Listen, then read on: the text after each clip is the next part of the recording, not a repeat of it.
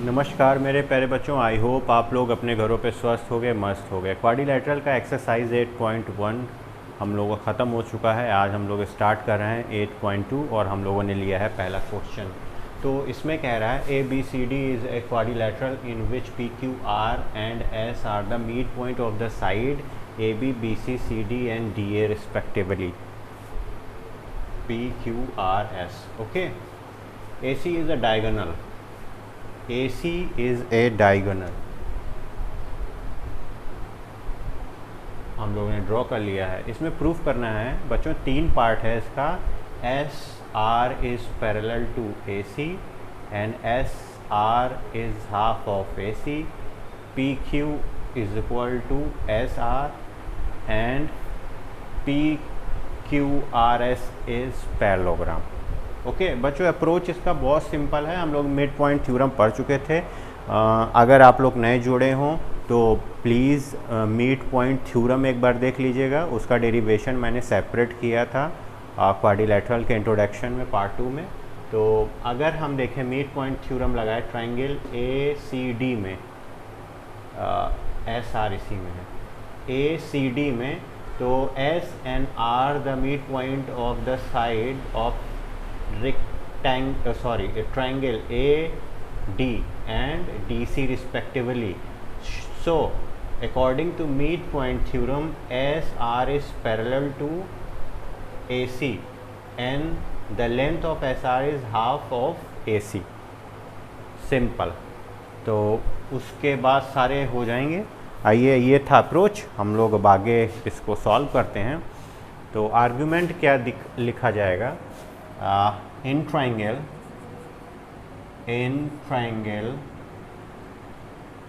DAC we have S mid, ऐसी है ना, एक बार देख लीजिएगा। हाँ, S is the S mid point of side DA and R mid point of side DC। okay, तो we conclude that SR is parallel to AC by midpoint theorem and the length of SR is equal to AC by 2। ये भी according to midpoint theorem। ठीक है, तो ये argument रहेगा। और हमारा फिर क्वेश्चन सेकंड कह रहा है, इसी का एक सेकंड पार्ट है। तो सेकंड पार्ट हमसे क्या कह रहा है?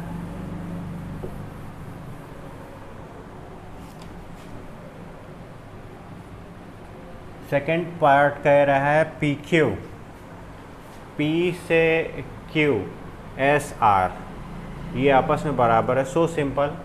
Again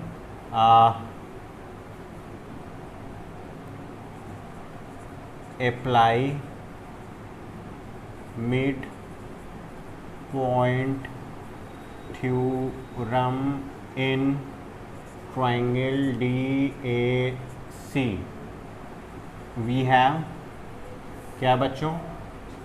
AC is parallel to SR and SR is equal to AC upon 2।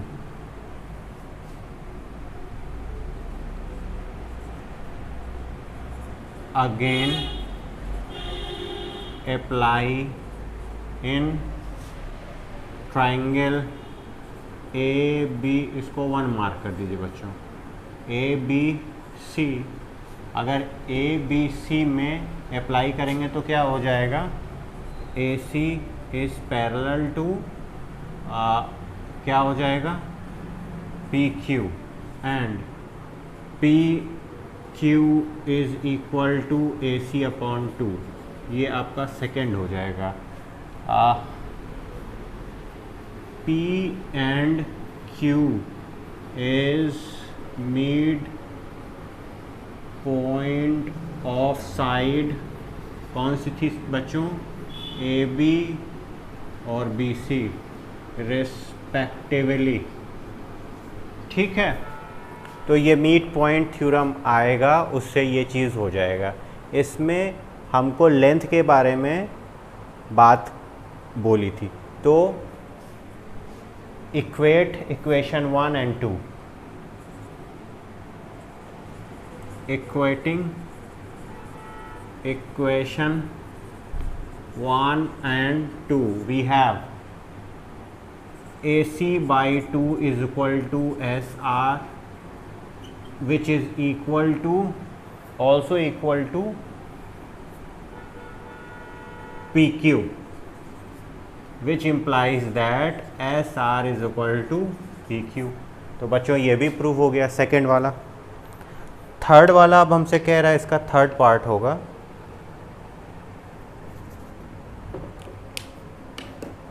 इसका थर्ड पार्ट होगा, वो हमसे पूछ रहा था कि PQRS is a parallelogram.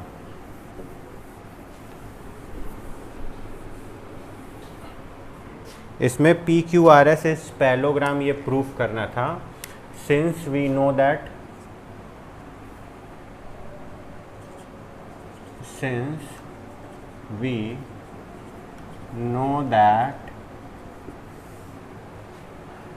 SR is parallel to PQ and SR is equal to PQ,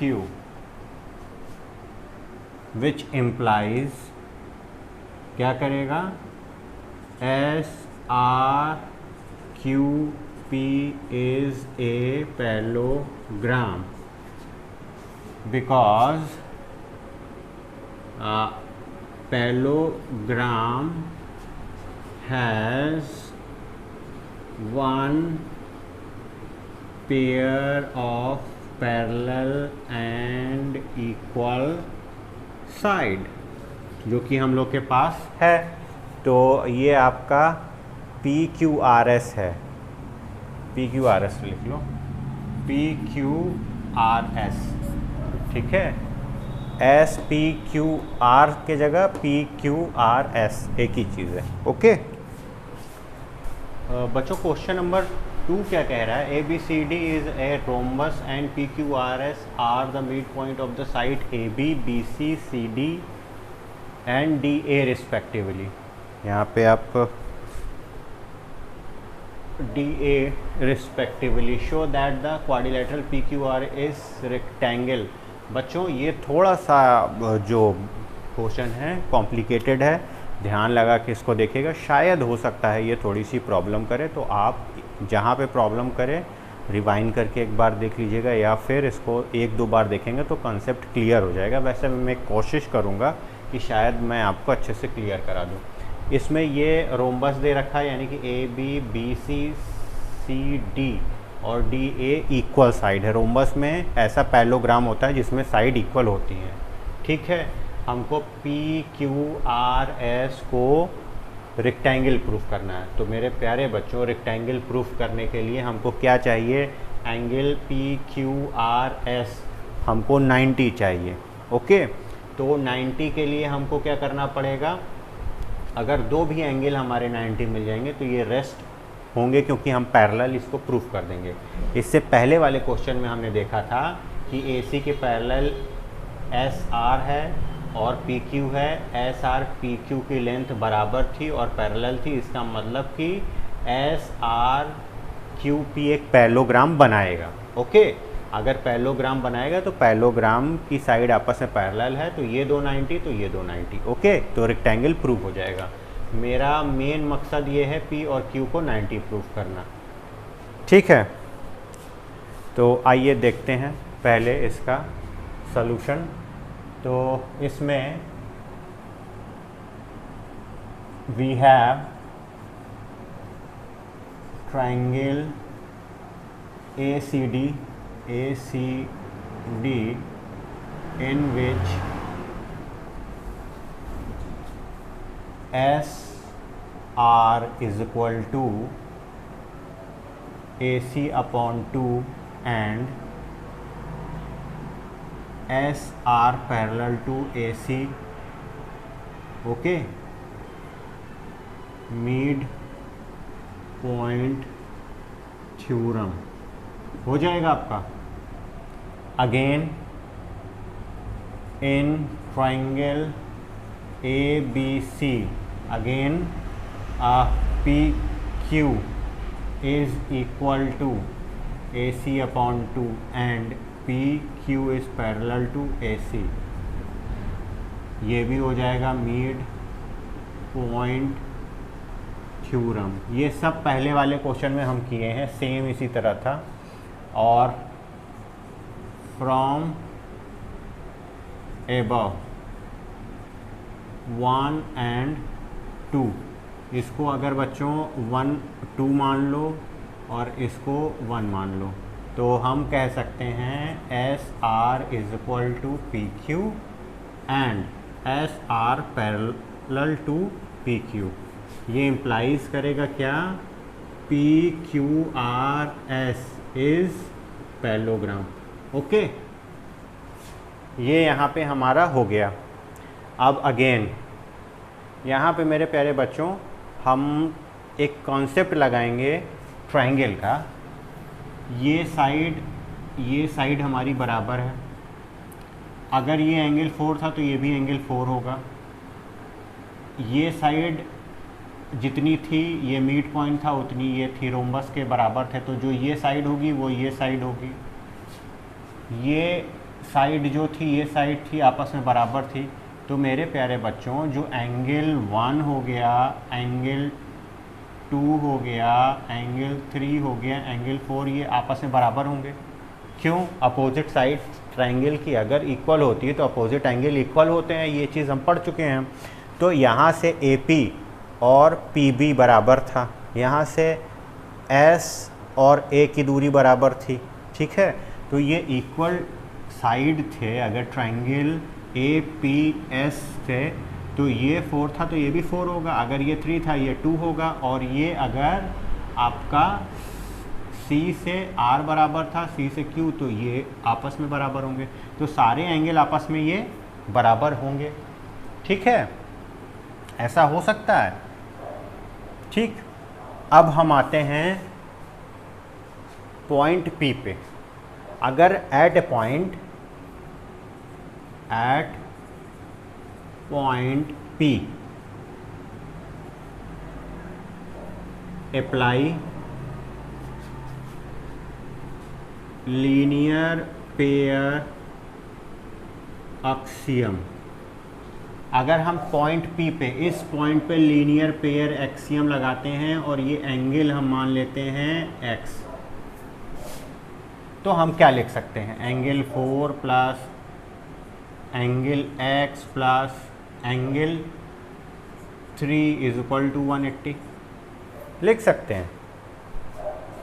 इसको अगर आप मान लीजिए 3 मान लीजिए. Again at a point Q,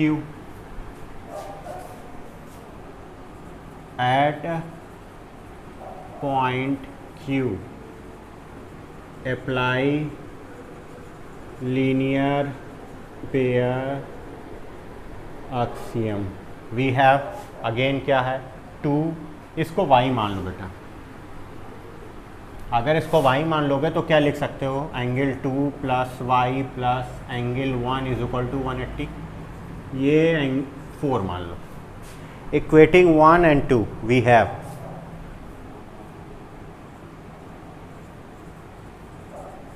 equating 3 and 4 we get what? Angle 4 plus x plus angle 3 is goes to angle 2 plus y plus angle 1 हो जाएगा. 180 के इक्वल थे. हमने बताया था बच्चों एंगल 1 2 3 ये बराबर होगा, आर्गुमेंट क्या दिया था, opposite side of opposite equal side of a triangle has equal angle also. ठीक है, तो बेटा ये 4 2 से काट सकते हैं, 3 1 से काटते हैं, तो बचेगा x = y। ये रिलेशन निकला। बस यहाँ से हमारा काम हो गया। अब हम थोड़ा सा ऊपर वाला मिटा देते हैं, यहाँ से गरीबी में एडजस्टमेंट करने पड़ते हैं।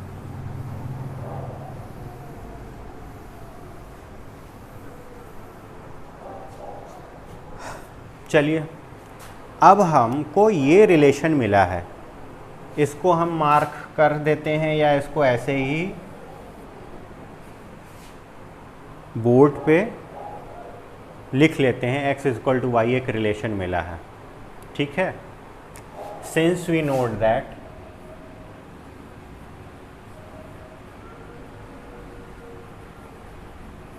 नोट दैट कि इसमें SP is parallel to QR। भाई पैरेललोग्राम है, लिख दें यहाँ पे, opposite side of parallelogram is parallel and equal. ठीक है, ये हो सकता है। तो मेरे प्यारे बच्चों ज़रा इसको गौर से देखो, ये 2 पैरेलल लाइंस हैं, ये 2 पैरेलल लाइंस हैं SR और PQ। तो ये दोनों जो अगर इस तरह 2 पैरेलल लाइन हैं तो ये x और ये y, तो ये इनर कॉन्जिक्यूटिव एंगल होंगे, इनर कॉन्जिक्यूटिव एंगल। तो उनका सम कितना हो सकता है, 180। तो हम यहाँ से x + y 180 लिख सकते हैं।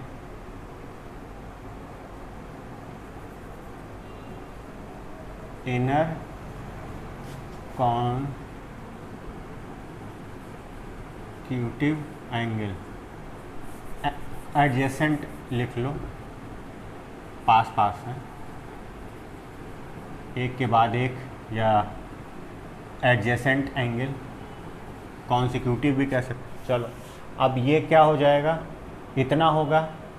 अगर ये इक्वेशन हम A दे देते तो x + x, यहाँ पे x = y from equation A = 180। तो यहाँ से हो सकता था 2x = 180, तो x = 90 निकल गया, और x y बराबर थे, ये 90 के आ गए। ठीक है, ये बराबर आ गए। फिर हमारे पास क्या है, पैरेललोग्राम में हमने बताया था अपोजिट एंगल क्या होते हैं। अगर ये कोई पैरेललोग्राम है तो इसमें अपोजिट एंगल बराबर होते हैं। तो अगर ये 90 तो ये भी 90 और ये भी 90। तो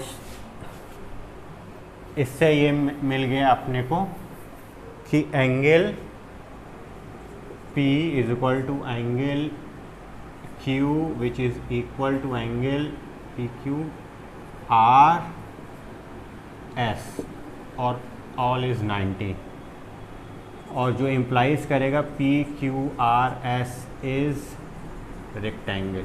ओके, आई होप मेरे प्यारे बच्चों आपको ये क्वेश्चन समझ में आया होगा और ये सेशन काफ़ी इंटरेस्टिंग रहा होगा। अगर आप चैनल पे नए हैं तो प्लीज़ सब्सक्राइब कीजिए, पसंद आया तो लाइक कीजिए और खूब ढेर सारा ज़रूरतमंदों को शेयर कीजिए। नमस्ते।